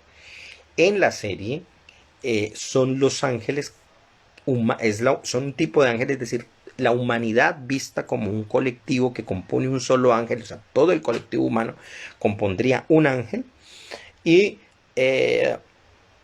este debe pasar por un proceso de instrumentalización para que reconozca su estado de unidad y deje de pertenecer o de tener esa idea individualista que es la que reina en todas las personas. Bueno, vendría otro de los signos, aquí voy a ir pasando un poco más rápido, y sería los manuscritos del Mar Muerto, o en japonés Ura Shikai Bunsho. Ya aquí los hacen así, o sea, esa es la imagen que presenta, son muy pocas veces. En la serie, los manuscritos del Mar Muerto son una escritura hecha por la primera raza ancestral, que es una suerte de manual referente a las semillas de vida, es decir, a las entidades que son progenitoras, que en la historia son Adán y Lilith. Y este va junto a un uso de dispositivo, o sea, entregaban siempre un manuscrito a todas las planetas donde iban a llegar estas semillas, junto a un dispositivo que juega un papel importante en la serie que se llama la lanza de Longinus. Y eso es una parte de la simbología cristiana que está allí. Esto a su vez fue transcrito, este texto, por un grupo religioso de acuerdo a las películas, no a la serie, y adoptado para ajustarse a sus propias doctrinas. Y los manuscritos secretos del Mar Muerto son los resultados de eso. Es decir, de ahí se derivaron, de los rollos secretos se derivaron una serie de textos llamados los manuscritos secretos, que fue los que esta secta utilizó. Y que funcionaban como un libro de profecía que anunciaba cuándo iban a llegar todos los ángeles. Este texto fue utilizado por un grupo llamado SEAL, y por eso ellos sabían cuándo iban a llegar los ángeles. Y ahí los manipularon. Ahora, esto por supuesto es una forma en que se utiliza lo que se conoce en la realidad y como tal, como los manuscritos del Mar Muerto, los rollos de Qumran, que fueron encontrados en una zona del Mar Muerto y eran alrededor de 800 escritos de origen judío, escritos en arameo y en hebreo, por integrantes de una comunidad que algunos consideran que son los esenios, otros dicen que son una comunidad totalmente distinta. Y en la actualidad pues están en el Museo de Israel en Jerusalén y en el Museo Rockefeller también en la misma ciudad. Estos manuscritos son muy importantes para el mundo judío porque corroboran o tienen una cantidad de escritos tanto del grupo como de textos bíblicos y parabíblicos, es decir, que se habían escrito simultáneamente a los textos bíblicos o que pertenecían a la tradición hebrea y se utilizaron y fueron, pues se ha especulado muchísimo de ellos. Por supuesto, este es quizás el empleo, digamos, más fantasioso de algunos de los elementos reales, pero que se utiliza bien. Ahora, lo que me llama la atención es que este tipo de escritura, que es la que utilizan allí en la serie, en realidad más que parecerse al hebreo convencional, se parece más a este tipo de hebreo que se le llama el alfabeto enoquiano. No me refiero a este, que es el más convencional, sino a este, que es el alfabeto enoquiano, que es el alfabeto del hebreo que utilizan de acuerdo a la tradición los ángeles precisamente. Este es un ejemplo, gráfico aquí o este escrito que hay aquí es un ejemplo de una cosa que se llama en el mundo judío el kamiot, entre comillas un amuleto. Esto tiene una cantidad de declaraciones, de palabras o de, entre comillas, mantras para meditar o para protegerse en ciertas circunstancias.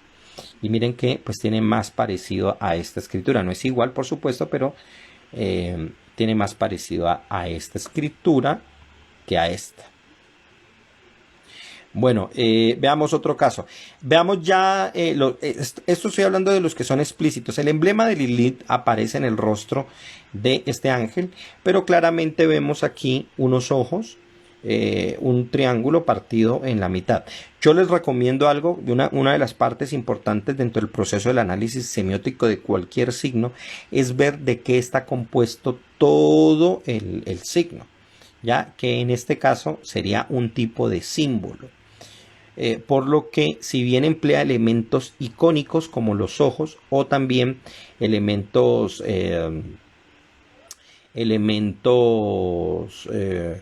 mucho más no indicativos, sino se me olvidó este tipo de signo que bueno, me voy a acordar ahora. El punto es que la composición de todo este emblema es bien interesante porque si vemos hay un número de ojos, pero que es el de 7 claramente, pero hay un desequilibrio entre comillas porque hay uno de los ojos que en lugar de estar en el centro que uno esperaría que estuviera aquí, en realidad está puesto hacia el lado derecho nuestro e izquierdo de este emblema, ¿no? Entonces atención, porque esta visión, esta idea nos está indicando algo bien interesante. Por un lado, esto alude por supuesto al pasaje de Isaías 11:1 donde se habla de los 7 espíritus de Dios y la visión que se da, pero lo interesante es que el emblema de este triángulo primero va, y aquí tiene una función indicativa, esta punta, en este caso el símbolo puede tener una función de índice porque esta estaría indicando a lo inferior. Y estos 3 ojos que van a la derecha, mientras estos 4 ojos que van a la izquierda, nos indicarían hacia qué lado inclina la visión esta entidad. Y por supuesto nos está hablando del lado izquierdo. Ahora, ojo, este es propio de la serie. Este no es un emblema hecho o que ustedes van a encontrar en la tradición hebrea. Pero ha sido muy bien diseñado y simbólicamente ha sido muy bien expresado. Entonces vemos aquí que esa composición está muy bien hecha y por supuesto nos está dando a entender el lado en el que está operando esta entidad.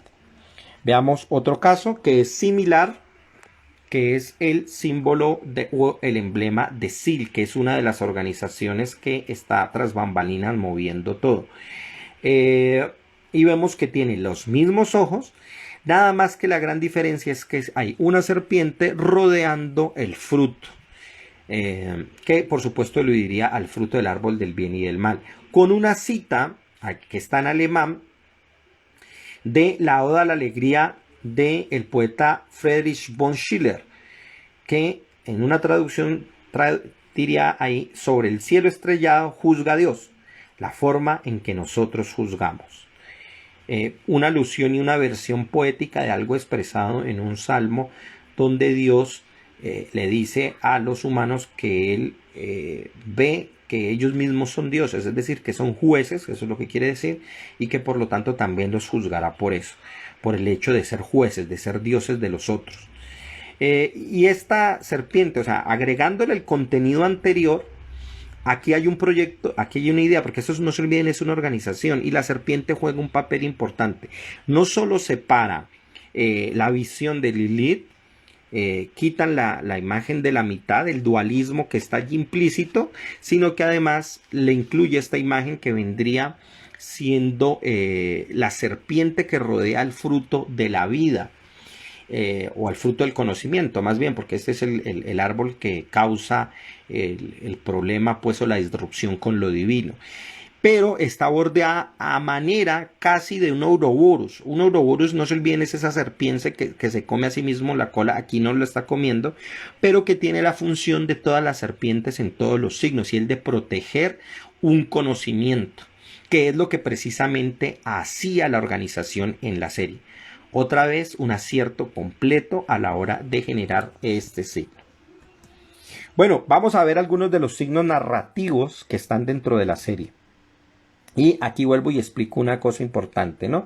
Para que quedemos en cuenta del panorama. En la jerarquía de Evangelio hay una raza ancestral que podría ser el equivalente de los seres divinos, de Dios. Ahora, digo raza ancestral y Dios porque mucho se ha especulado, aunque por supuesto no se entiende muy bien esto, pero es por lo que la palabra Dios en hebreo, Elohim, es un plural. Entonces muchos se basan allí de que hay varias entidades.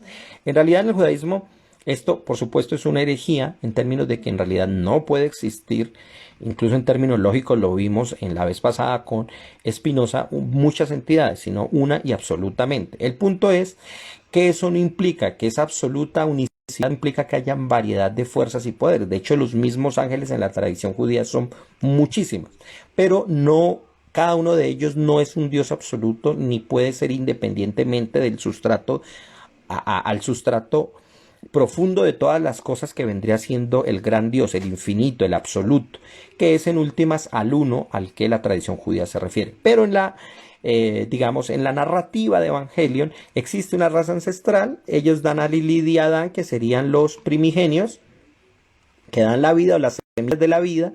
Adán hace surgir a los ángeles, Lilith hace surgir a las diferentes formas de la vida mortal, y dentro de esas formas de vida mortal aparecen los Lilim en esta narrativa, que vendrían siendo los seres humanos. Ahora, ¿por qué explico eso? Porque esta misma historia que está aquí es ya de un contenido cabalista, no por el hecho de que corresponda específicamente a la Kabbalah, sino por el hecho de que la forma en que ellos presentan una jerarquía de seres está dando a entender una estratificación del universo en componentes que van desde las formas más complejas a las más simples, sin que por esto sea minado, por supuesto, la idea de la totalidad. Entonces ya la propia narrativa, cuando uno la ve profundamente, es una dinámica cabalista, donde todos los símbolos, personajes, la historia, las dinámicas que están allí son como una lectura o un paso por todos los símbolos que están allí implicados y que en la cábala se desarrollan también. Ahora, este es uno de los casos donde yo voy a mencionar que es lo que yo deduzco, ¿no? No lo he visto en ninguna otra página, esto lo digo yo, y es una de las cosas más importantes, y es que la serie son 26 capítulos, y esto no me parece a mí, no sé si lo hizo explícitamente así el autor, pero si no aunque no lo haya hecho así, le salió súper bien. ¿Por qué? Porque el nombre de Dios en la tradición hebrea precisamente suma ese número, ¿ya? Es decir, en el mundo hebreo hay una cosa, en la cábala hay una herramienta que se llama la gematría, donde se le da, o más bien las letras corresponden a unos números.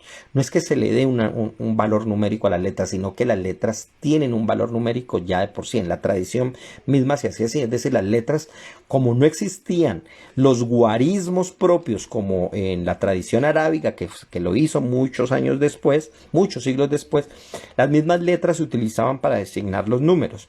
Incluso hasta el día de hoy se hace eso, nada más que se coloca unos indicativos para saber que ahí está indicando numeración.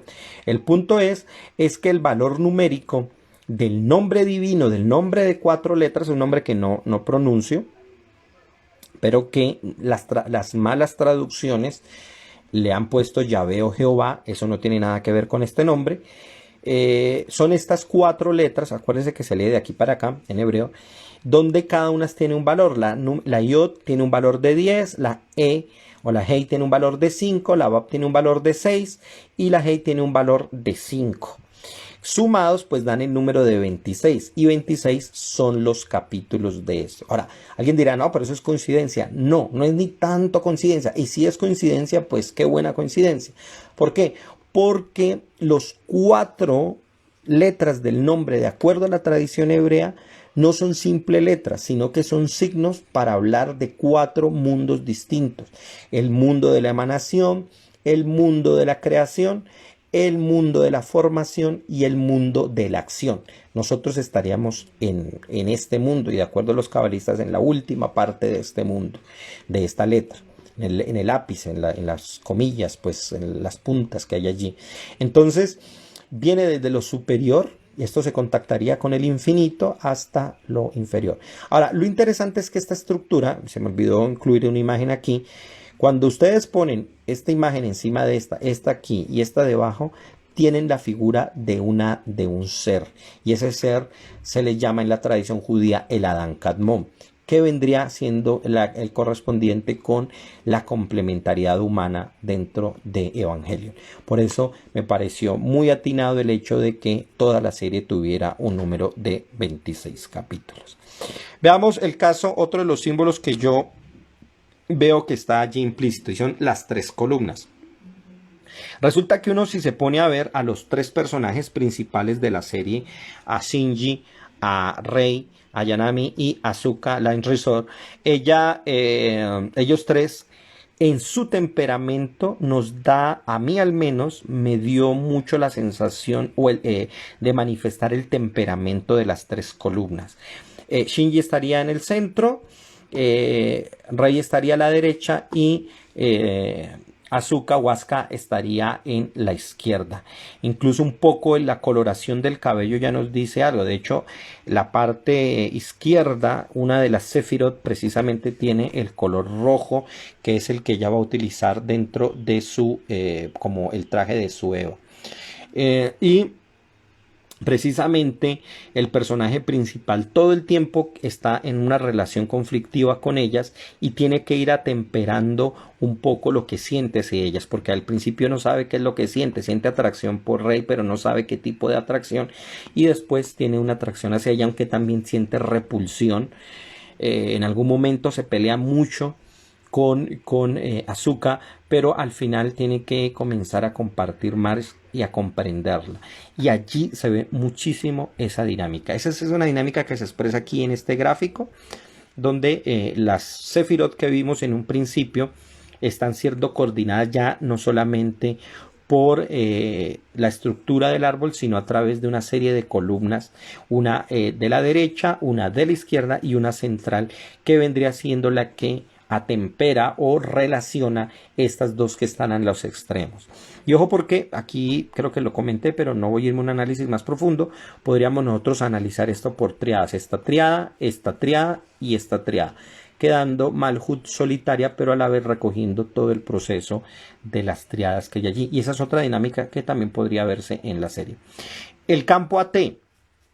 Este campo AT es una suerte de caparazón, como una energía que aparece en la serie y que tiene una definición muy sofisticada a la hora en todas las películas y en el anime, y en el manga.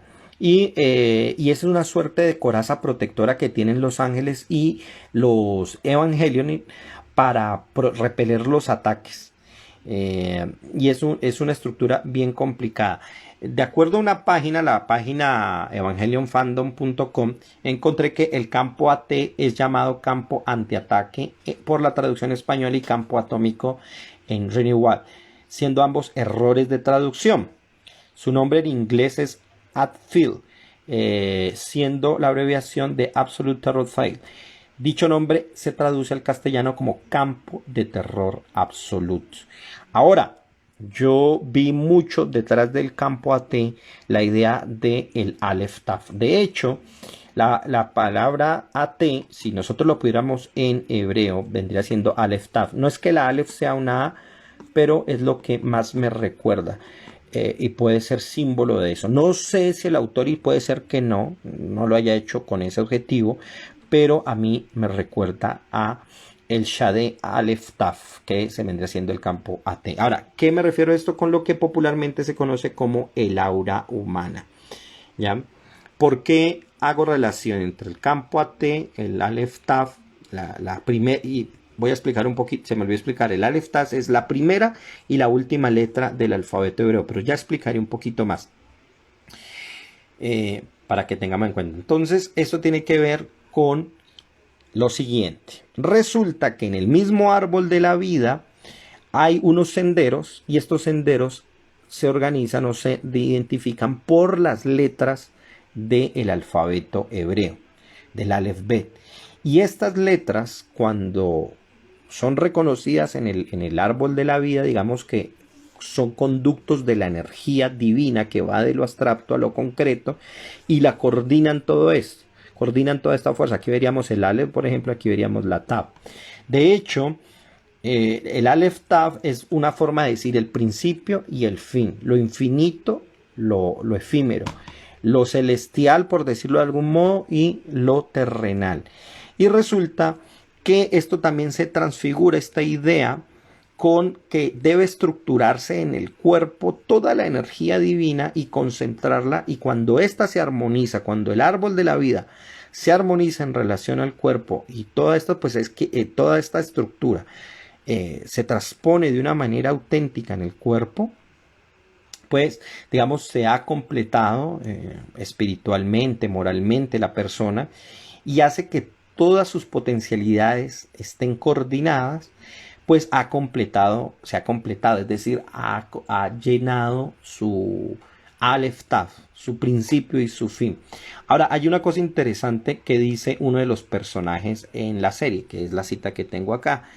Kaoru o Tauris le dice a Shinji, el escudo AT, lo que le llamo aquí el Magen Aleph Taf, es el muro que encierra todas las mentes. ¿Y por qué le llamo el Magen? Ahorita vamos a hablar de qué es el Magen, que traduce la palabra escudo. Pero lo que quiero trabajar es esto, es el muro que encierra todas las mentes. Porque en últimas, esta estructura es una estructura que libera cuando se comprende, pero cuando se comprende también encierra porque protege de algo que está muy por encima del Keter, que es el infinito. Y el infinito es algo que está ya de cualquier forma o de cualquier estructura, ya sea física o abstracta. Entonces eso me lleva a lo que yo les decía, que es el Magen oculto que hay en la serie. Nosotros cuando hablamos de esta figura, por lo general la gente habla de la estrella de David, pero en realidad esa es una palabra errada para hablar de este símbolo. Debería llamarse del Magen David o el escudo de David, porque eso es lo que es una forma de un escudo, no de una estrella. Y resulta que uno va viendo que a lo largo de la serie se va a ir presentando cada vez más. Uno ve en el capítulo 7, que se llama Construido por los hombres, en la misma oficina de Ikari, una figura que aquí ya va perfilándose como un Magen, con las dos puntas, y esto que hasta aquí se ve como un cuadrado, vamos a ver que en otro capítulo ya va tomando otra forma, ¿no? En el capítulo 19, llamado El combate de un muchacho, donde Shinji no quiere pilotear ya porque siente que su papá lo ha usado de una manera terrible al atacar a uno de sus compañeros. Vemos que él sale de la oficina de su padre y aquí ya se va a figurar muchísimo más claramente un Magen. o es decir, lo que llama mal la estrella de David. El escudo de David se va a ver. Y esto es interesante porque Shinji, que es como la figura mesiánica, le está dando la espalda a ese proyecto. Y el Maguen David precisamente es el símbolo de lo davídico. Y hay una suerte de sombra donde toma una dirección contraria. Esto es importante, sobre todo para aquellos que quieren hacer cine o hacer otra cosa, saber cómo componer una imagen. Y aquí hay un ejemplo precioso de cómo se debe hacer y de que usar lo simbólico también es importante. Y no es simplemente llenarlo porque sí, sino saber disponer las cosas en el orden donde esto debe ir. Y habría otros elementos. Bueno, ya para ir terminando, la EVAS y el título de la serie, quería explicar algo importante, ¿no? Comenta la Wikipedia lo siguiente sobre el título de la serie. Dice, el título japonés de la serie, Shin Seiki Evangelion, consta de dos partes. Shin Seiki, que significa nueva era o nuevo siglo, y Evangelion, del griego clásico Evangelion, buen mensajero, buena nueva, hispanizado como Evangelion. Evangelion etimológicamente no tiene relación con la palabra Eva, viviente, que es la que alude a la mujer de Adán, o al nombre que recibió Isha, la mujer. Con todo, el título Neon Genesis Evangelion significa mensajero del nuevo comienzo. Uno diría por la palabra Evangelion que tiene que ver con los evangelios, pero en realidad esa palabra ya tiene una antecedente hebreo mucho más fuerte. Evangelio es la traducción griega del vocablo hebreo Besorá, que se encuentra en un pasaje de Isaías. Hay muchos pasajes, pero digamos uno de los más emblemáticos es Isaías 52:7, que dice, qué hermosos, esta es una traducción que hago yo, pueden compararla con otra traducción, qué hermosos son sobre los montes los pies del heraldo, el me va a ser Besorá, en hebreo se le agrega una letra mem a una palabra, un sustantivo, para dar un adjetivo. Y me va a ser que hermosos son sobre los montes los pies del heraldo, del que anuncia lo completo, el shalom, la paz, del que trae el mensaje, me va a ser agradable, del que anuncia la liberación y dice, acción, tu Dios reina. Ojo, porque este mensaje que está allí tiene que ver mucho con el proceso precisamente de traer lo completo, que es lo que Shinji tiene que supuestamente traer, la complementariedad humana. ¿Cuál es la complementariedad? Precisamente unificar lo divino con lo humano para que las dos formas se expresen ya en una total relación. Y para eso los humanos tienen que ceder su egoísmo, tienen que ceder sus conflictos, dejar de pensar en sí mismos y entregarse a la divinidad. Pero también la divinidad cede precisamente al desarrollar eso. Y precisamente son los EVAs o estos robots los que van a amplificar eso. Ojo, porque estos son los tres robots que pilotean cada uno de ellos. Aquí también veríamos, por supuesto, las tres columnas. Entonces, de hecho, en los manuscritos del Mar Muerto, el me va a ser el que trae la besora, el que trae el mensaje, lo que se traduce al griego como evangelio, es un título dado al Moré Sedek. ¿Y quién era el Moré Sedek? El Moré Sedek era el líder de la comunidad que vivió en Qumran y que, entre comillas, podría decirse que era su Mesías. Entonces, lo que vemos interesante aquí es que hay un mensaje que es el que trae el evangelio, pero no el evangelio de Jesús en este caso, sino la transformación que se trae a través de la implementación de la técnica, de la tecnología, del encuentro con lo superior que nos aterra, ¿ya? Y los Evas se presentan como una combinación en la serie de lo divino con lo humano, pero no por el hecho de tener una buena relación con lo divino, sino por una manipulación de las dos fuerzas. Es decir, lo interesante de la serie es ver cómo los seres humanos manipulamos a otros seres humanos, pero también vamos a manipular a lo divino. Y el Eva se va a presentar como un ángel humanado que puede y tiende en muchas ocasiones a volver a sus instintos más primitivos. Y lo hace en los momentos más agresivos, donde incluso en los Evas llega a cometer prácticamente un acto de canibalismo.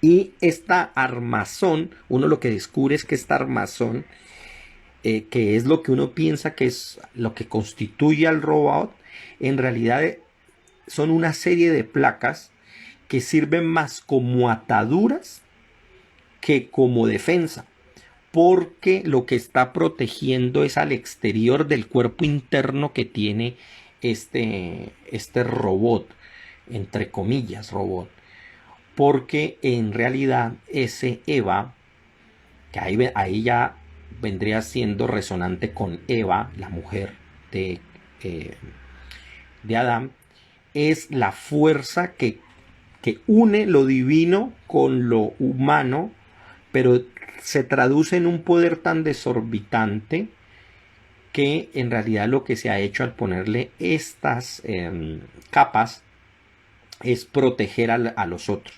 Y ojo porque esa es la función de las placas de esa caparazón, es la función de lo que tiene una cosa que se llama el cli. El cli en hebreo, que significa la cáscara o el caparazón, puede presentarse de dos maneras, como algo que me protege de lo externo, pero algo que también me guarda y me oculta a mí de esa misma exterioridad. De tal modo que cuando se aplica de manera positiva se le llama cli, pero cuando es de manera negativa, es decir, cuando tiene una función negativa, estas cáscaras se les llaman clipot y es algo que oculta mi propia naturaleza. Fíjense que es lo mismo, nada más que depende de cómo yo lo empleo. Bueno, pero vale la pena verla más cuando se conocen los símbolos que hay allí. Hay una cosa importante y que se aplica a, a todo el orden de la vida, y es que uno ante el conocimiento puede actuar como un fanático o como verdaderamente un conocedor. ¿Y qué es la diferencia entre quien conoce de verdad y un fanático? Esto lo puedo explicar de dos maneras de dos maneras muy interesantes, y es la siguiente.